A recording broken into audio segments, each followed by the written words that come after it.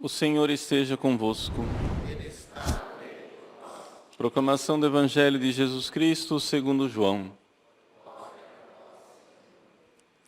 Naquele tempo, muitos judeus tinham vindo à casa de Marta e Maria para as consolar por causa do irmão.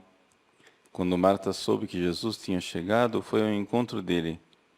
Maria ficou sentada em casa, e então Marta disse a Jesus: Senhor, se tivesses estado aqui, meu irmão não teria morrido. Mas mesmo assim eu sei, o que pedires a Deus, Ele te concederá. Respondeu-lhe Jesus: Teu irmão ressuscitará. Disse Marta: Eu sei que ele ressuscitará na ressurreição do último dia. Então Jesus disse: Eu sou a ressurreição e a vida. Quem crê em mim, mesmo que morra, viverá. E todo aquele que vive e crê em mim, não morrerá jamais. Crês isto? Respondeu ela: Sim, Senhor, eu creio firmemente. Tu és o Messias, o Filho de Deus, que devia vir ao mundo. Palavra da salvação.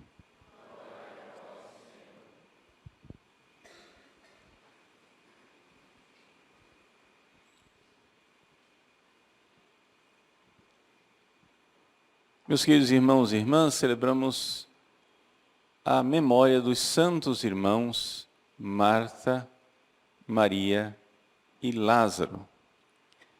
É uma memória que foi modificada pelo Papa Francisco, dando, nesse dia que tradicionalmente é o dia de Santa Marta, uma comemoração também dos outros dois irmãos. E aqui nós vemos o modelo da igreja. Por quê?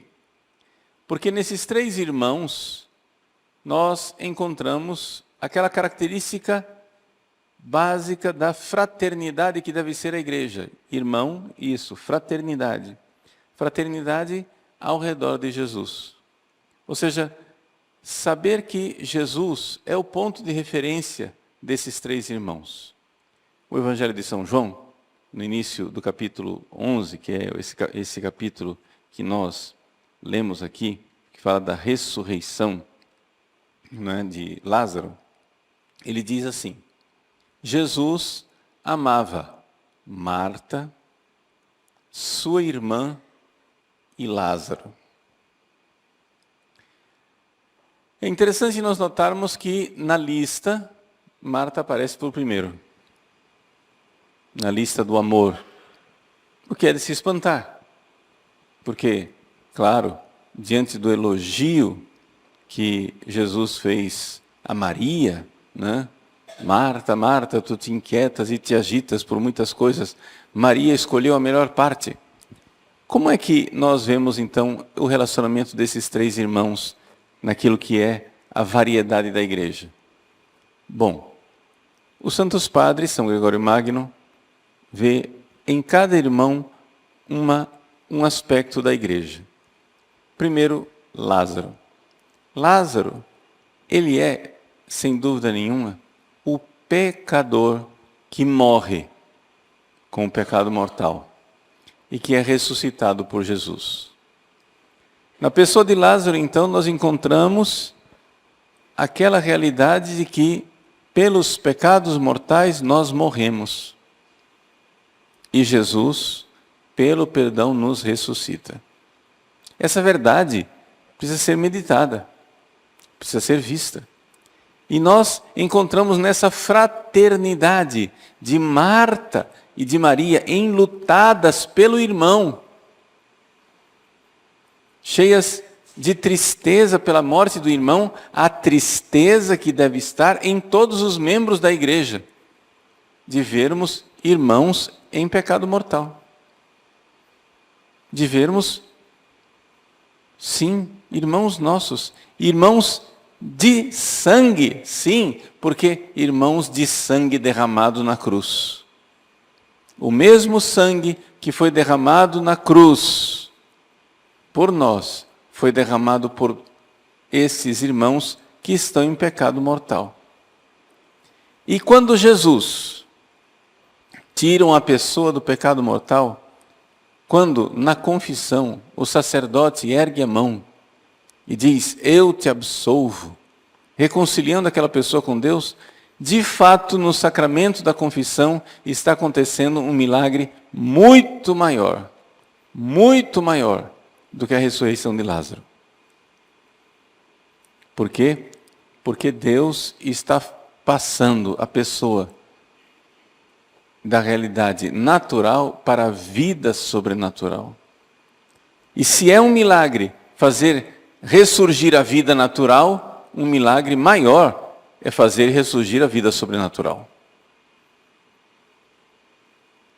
A vida natural, ela pode ressurgir, sei lá, por artifícios médicos, né? A pessoa está lá, parou o coração, o cérebro, eletroencefalograma plano, nossa, morreu, mas os médicos vão lá, dão uns choques, fazem massagem, né, na pessoa, etc. E pode acontecer da vida voltar, não é isso? Pode acontecer essa ressuscitação, que não é bem ressurreição, mas esse recobrar a vida. Mas nenhuma técnica humana, nenhum esforço humano seria capaz, minimamente, de fazer surgir a vida sobrenatural. A vida natural, os nossos pais podem transmitir aos filhos, na união do marido e da mulher, não é isso? Acontece de os pais transmitirem vida natural aos filhos, mas ninguém de nós, por esforços que fizéssemos, seríamos capazes de fazer surgir a vida sobrenatural numa criança através do batismo. Só Deus é capaz de fazer isso, porque é Ele quem batiza, é Ele quem age no batismo, é Ele quem age na confissão, é Ele quem dá a graça. Somente Jesus, autor da graça, é capaz de fazer esse grande milagre, de fazer com que uma pessoa que não tem vida sobrenatural receba ou recobre esta vida sobrenatural. Então, Lázaro é este. Lázaro somos todos nós, se um dia pecamos em pecado mortal e perdemos a vida. Jesus nos ressuscita. Marta e Maria são essas pessoas da igreja zelosas que, cheias de tristeza, rezam pelos que precisam de conversão. Rezam pelos que precisam do retorno à vida. Maria, através da vida contemplativa, através da oração, através do oferecimento, através da intercessão. Marta, através da ação do governo da casa. É interessante nós notarmos que Jesus não foi hóspede na casa de Maria e de Lázaro. Jesus foi hóspede na casa de Marta. Os evangelhos insistem nessa ideia que a casa era de Marta. Não porque os outros dois não morassem lá, mas porque era ela quem governava a casa.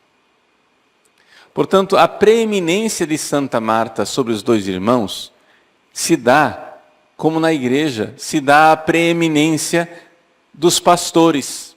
Ou seja, o Papa, os bispos, os padres, podem não ser os mais santos e mais contemplativos, mas são aqueles que governam a casa. E é exatamente aqueles que governam a casa é que servem a Jesus. Esse receber Jesus na casa de Santa Marta é algo precioso, porque no Antigo Testamento, Deus, querendo que nós recebêssemos seu Filho Jesus um dia, enviou anjos. E então, os patriarcas do Antigo Testamento foram se acostumando a receber anjos para que um dia Marta pudesse receber Jesus. E assim também nós, no Novo Testamento, quando recebemos um pobre, quando recebemos uma pessoa necessitada, quando recebemos um pecador de volta na igreja, nós estamos recebendo Jesus que está naquela pessoa. Sim, está naquela pessoa porque Jesus assim prometeu e assim quis. Mas Marta recebeu ele pessoalmente. Então vejam a grandeza de Santa Marta. Tanto aquilo que foi prefigurado, como aquilo que veio depois, encontra-se em Marta a sua plena realização. Ela recebeu Jesus de fato. E ao receber Jesus de fato, ela recebe Jesus e serve a Jesus. Aqui nós vemos a figura, em Marta, a figura dos sacerdotes que governam a casa, que governam o corpo de Cristo, que é a igreja, e que servem. Rezemos para que os nossos sacerdotes, padres e bispos, tenham uma vida espiritual, não sejam Martas agitadas, né? Mas que saibam governar a casa e ter vida interior, ter vida de quem escolheu aquilo que não lhes será tirado. Mas aqui, nem por isso deixamos de dar a preeminência a Marta e àqueles que são os que governam a casa do Senhor. E finalmente Maria. Maria que tem vida contemplativa. Maria que tem a vida de se ofertar a Deus na oração e estar se alimentando da palavra de Deus. No entanto, assim como os outros dois irmãos, Maria também tem defeitos a serem corrigidos. Quando Jesus chega, Lázaro está morto. Marta, a agitada Marta. Marta, porém, a cheia de iniciativa Marta, vai até Jesus. Maria fica para trás. Porque quando se trata de serviço e de trazer o Lázaro de volta para a vida, Marta vem à frente.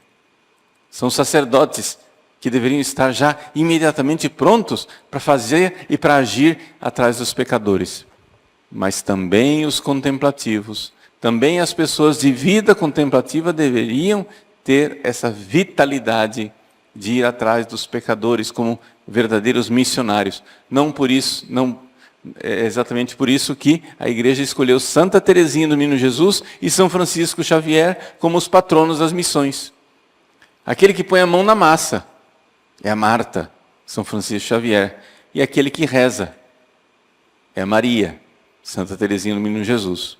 As duas realidades se completam em busca dos pecadores nas missões.